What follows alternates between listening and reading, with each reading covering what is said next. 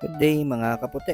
Ang project ko ngayong araw ay isang portrait tattoo at ito po yung request ng ating client. Ang ipapagawa po ng ating client ay isang portrait ng kanyang ama at nagpa-advance booking na rin po ang ating client. Kaya nakapaghanda po kami dito sa pyesa na gagawin at uunahin po muna namin yung mukha ng kanyang ama bago po yung sa background. Bali, matagal na po naming napag-usapan ng ating client ang pyesang ito at hindi alam ng ating client kung ano ba talaga yung ipapatato niya.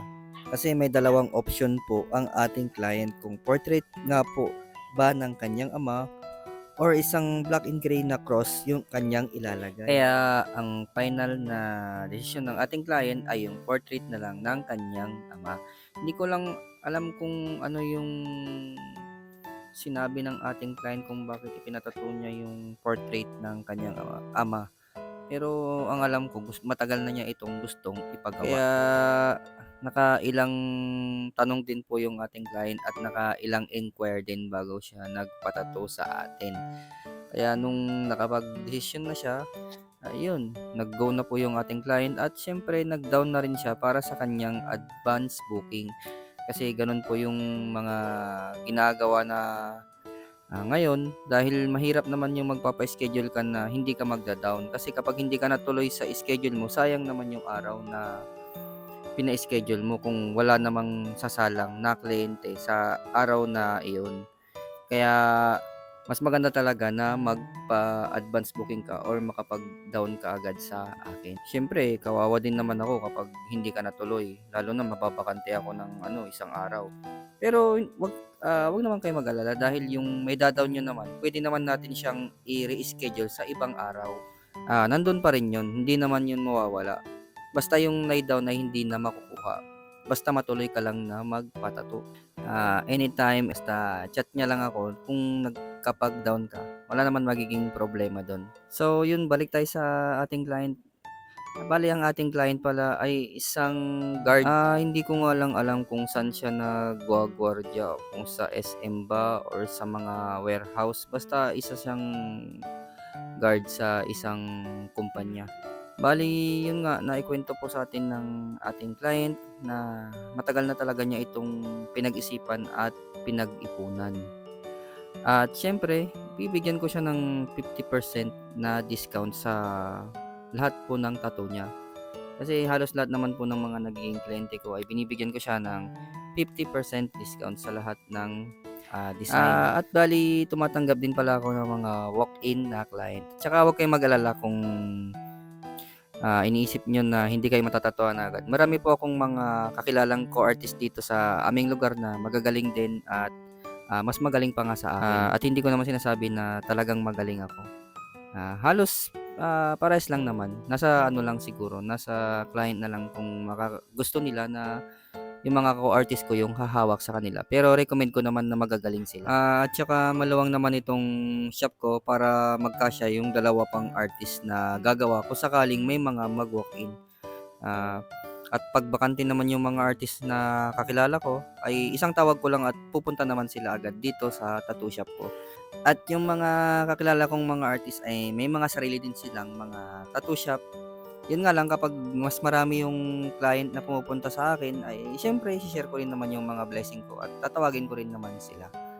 Kakausapin ko na lang sila sa singil na kung ang magkano yung napag-usapan namin ng client at sila lang bahalang mag-usap doon. At sila na rin bahala ang gumawa nung design na gagawin nila sa client na ibibigay ko. Depende na lang sa kanila kung kaya nila dahil nga marami akong kakilala. Bahala na sila kung sino yung gustong gumawa sa pyesa na ibibigay ko sa kanila at client na gagawin nila. Balik tayo dito kay Bossing. Gumamit ako dito ng 23 round magnum, 17 round magnum at 5 round magnum.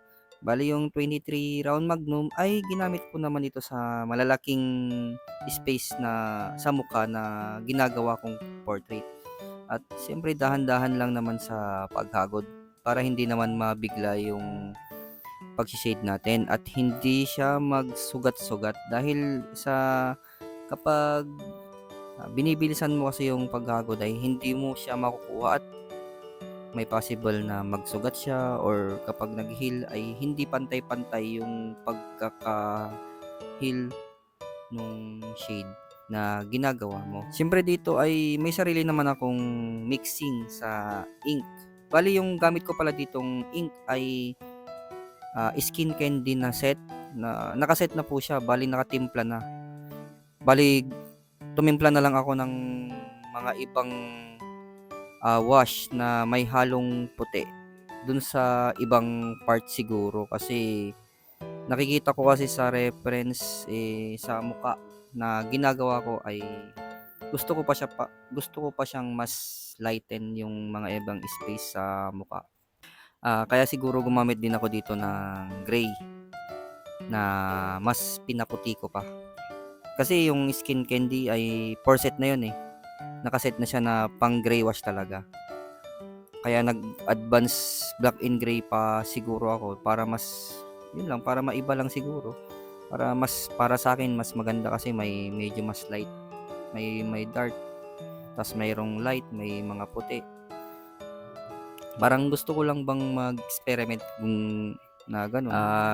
Kasi pangilang portrait na rin na gawa ko ito eh. Kaya gusto ko rin na nag-experiment, mas siguro mas ma-enhance pa yung kaisipan ko sa mga ganitong mga gawa, dahil sa mga nakikita ko rin naman na mga video sa YouTube, sa mga tutorial ay gusto ko rin subukan parang ganun. Kasi may mga idol din ako na mga nagtatato na magagaling din talaga sa pagpo-portrait.